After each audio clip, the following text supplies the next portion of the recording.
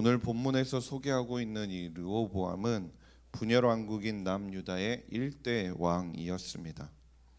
그는 41세에 그 왕으로 즉위하여 17년 동안 유다를 통치하였는데요. 21절 말씀의 앞부분을 보면 그를 이렇게 소개합니다. 솔로몬의 아들 르호보암은 유다 왕이 되었다라고 말이죠. 그가 예루살렘에서 나라를 다스리기는 했지만 그가 유다의 왕이라고 불린 데에는 이유가 있었습니다. 그것은 그의 아버지인 솔로몬에게까지 거슬러 올라가야 하는데요. 다윗을 이어 이스라엘의 왕이 되었던 솔로몬에게는 이방 출신의 아내들이 너무나 많이 있었습니다. 그 아내들은 솔로몬의 노년에 그가 나이가 들어서 눈이 어두워지기 시작하자 그의 마음을 하나님이 아닌 그 반대 방향으로 돌리기 시작했습니다. 결국 솔로몬으로 하여금 다른 신들을 따르게 만들었다는 것입니다. 결국 솔로몬은 여호와의 눈앞에서 악을 행하게 됩니다. 다른 신들에게 예배하지 않았던 그의 아버지 다윗과는 너무나 다른 모습을 솔로몬이 보여주었다는 것이죠. 그는 우상을 숭배했을 뿐만 아니라 감람산과 다른 곳에 성전과 경쟁하는 산당들까지도 지었습니다. 하나님께서는 솔로몬이 이처럼 범죄할 때 그에게 2번이나 경고를 하셨지만 솔로몬은 이를 듣지 않았습니다. 결국 그로 인해 그의 왕국이 분열이 된 것입니다. 열왕기상 11장 13절 말씀에 하나님께서 이렇게 말씀하셨는데요. 오직 내가 이 나라를 다 빼앗지 아니하고 내 종 다윗과 내가 택한 예루살렘을 위하여 한 지파를 내 아들에게 주리라 하셨더라. 솔로몬의 죄악된 행실의 결과 하나님께서 솔로몬의 아들에게 주신 지파가 바로 유다라는 것입니다. 이것을 바꿔 생각하면 솔로몬에게 물려받은 지파가 12개 중에서 단 하나뿐이었다는 것입니다. 그로 인해서 르호보암이 왕이 되었을 때 그가 다스린 지역이 유다 한 지파에 불과하다는 것이고, 결국은 솔로몬의 죄악된 행실로 말미암아 하나님께서 말씀하셨던 그 심판이 신실하게 성취되었다는 것을 우리가 볼 수 있는 것이죠. 그리고 우리가 오늘 함께 살펴볼 부분은 오늘 본문 마지막 부분을 보면 이렇게 말씀합니다. 그의 어머니의 이름은 나아마요 암몬 사람이더라 라고 말이죠. 르호보암의 어머니에 관해서 우리가 알 수 있는데요. 왕의 어머니의 이름이 언급되는 것은 북이스라엘의 왕들에 대해서 설명할 때는 그 어머니의 이름이 언급이 되지 않습니다.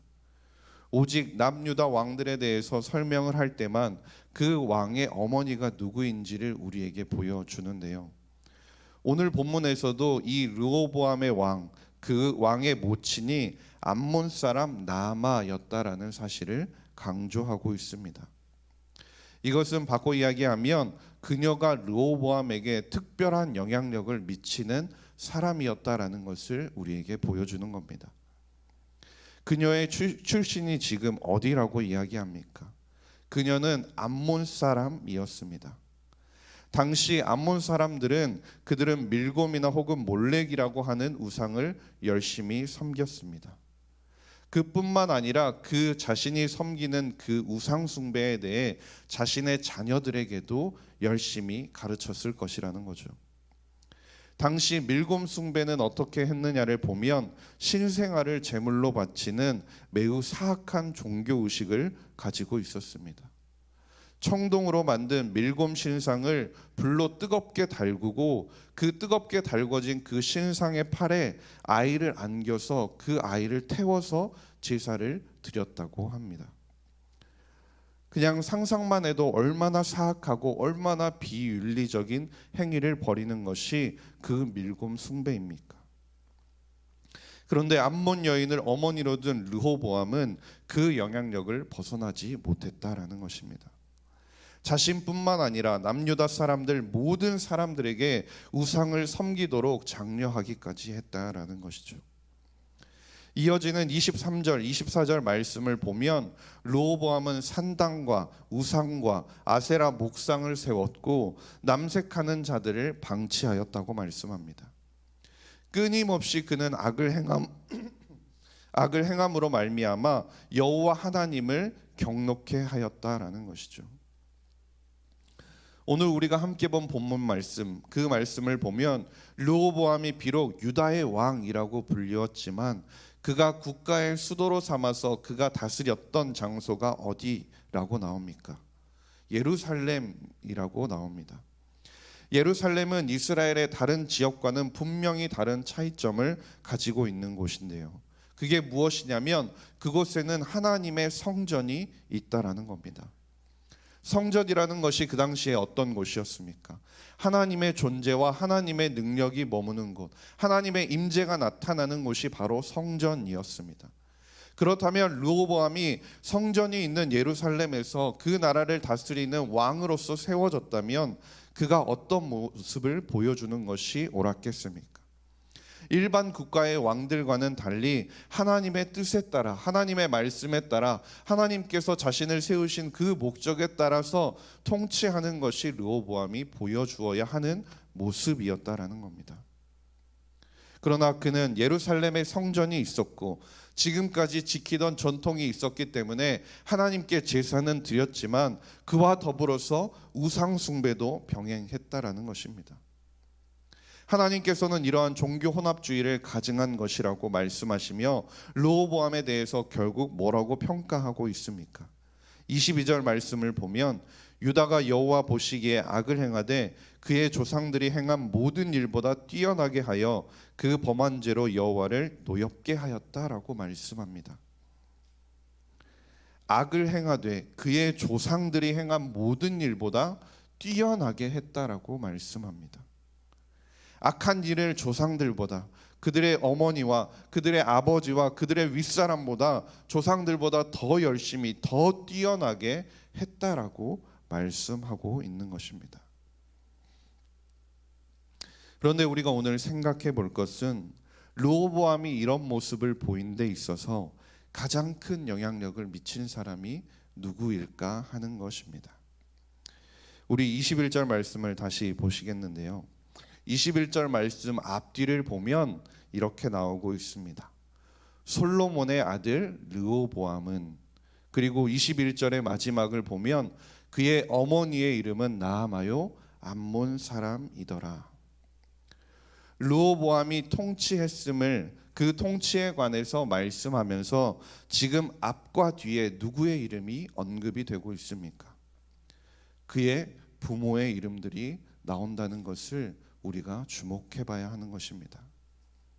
이것은 바꿔 말하면 가정에서의 신앙 교육이 우리에게 얼마나 중요한지를 생각해 보게 한다라는 것입니다.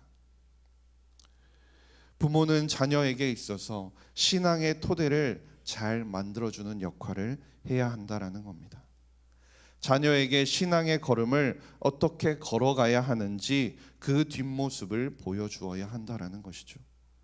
부모가 자녀에게 어떤 신앙의 유산을 남겨주었느냐가 그 자녀의 인생을 결정하게 된다라는 겁니다. 그래서 잠언 22장 6절 말씀에서도 이렇게 말씀합니다. 마땅히 행할 길을 아이에게 가르치라. 그리하면 늙어도 그것을 떠나지 아니하리라 라고 말씀하는 것입니다. 석유 사업가이자 미국 역사상 최고의 부자로 손꼽히는 록펠러라는 사람이 있습니다. 그에게 어느 날 한 기자가 찾아와서 질문을 했는데요. 그에게 세계 최고의 부자가 된 비결이 무엇이냐라는 질문에 그가 이렇게 대답을 했습니다. 자신은 어머니 아버지로부터 유산을 물려받았습니다 라고 말이죠. 그러자 그 대답에 기자가 반문했습니다. 내가 알기로 당신의 부모는 부자가 아닌 것으로 알고 있는데 무슨 유산을 받았다라는 것입니까? 그러자 록펠러가 어떻게 대답을 했냐면, 맞습니다. 저의 부모는 가난하게 사는 농부였지만 나에게 세계 제일의 부자가 될 수밖에 없는 유산을 물려주었습니다. 그것이 바로 하나님을 의지하는 신앙입니다 라고 그는 고백한 것입니다. 록펠러의 삶을 이끌어간 것, 그것은 부모로부터 물려받은 신앙이었다는 겁니다. 록펠러의 삶에, 그가 어려운 상황 가운데, 그가 넘어지는 상황 가운데, 방황하는 인생 가운데 그의 삶의 나침반이 되어준 것은 다른 무엇이 아니라 부모로부터 물려받은 하나님을 의지하는 신앙이었다라는 것이죠. 그가 삶을 통해서 보여주었던 모든 순간순간들의 모습은 부모로부터 이어져온 신앙의 유산들이었다라는 것입니다. 그래서 신명기 6장 7절에서도 이렇게 말씀합니다. 내 자녀에게 부지런히 가르치며 집에 앉았을 때에든지 길을 갈 때에든지 누워 있을 때에든지 일어날 때에든지 이 말씀을 강론하라라고 말씀합니다. 어려서부터 우리가 부모를 통해 흘러가는 그 믿음과 그 생명의 말씀이 그 사람의 평생에 있어서 인생을 이끄는 나침반이 된다라는 겁니다. 우리에게 있어서 하나님께서 허락하신 그 자녀들이 아무리 귀중하고 아무리 소중하고 아무리 아깝다고 할지라도 그 자녀를 주신 하나님이 더 중요하다라는 것을 우리가 잊어서는 안 된다라는 겁니다. 간절히 바라기는 우리가 먼저 하나님을 온전히 바라볼 수 있기를 바랍니다. 바른 신앙의 유산과 그 걸음들을 자녀들과 우리의 자손들에게 보여줄 수 있기를 바랍니다. 그리하여서 하나님께서 기뻐하시고 하나님께 귀하게 쓰임받아서 주님이 보시기에 신앙의 명문가가 되는 모든 성도님들의 가정이 될 수 있기를 주님의 이름으로 간절히 소망합니다. 기도하겠습니다. 하나님 아버지, 감사합니다. 오늘도 예배의 자리로 우리를 불러주시니 감사드립니다. 주님의 말씀을 온전히 따르며 바른 신앙의 길을 걷는 우리가 되게 하여 주시옵소서. 그리하여서 하나님께서 허락하신 자녀들을 믿음으로 양육하며 거룩한 믿음의 유산을 물려주는 모든 성도님들이 되게 하여 주시옵소서. 감사드리며 모든 말씀 우리 구주 예수 그리스도의 이름으로 기도드렸습니다. 아멘.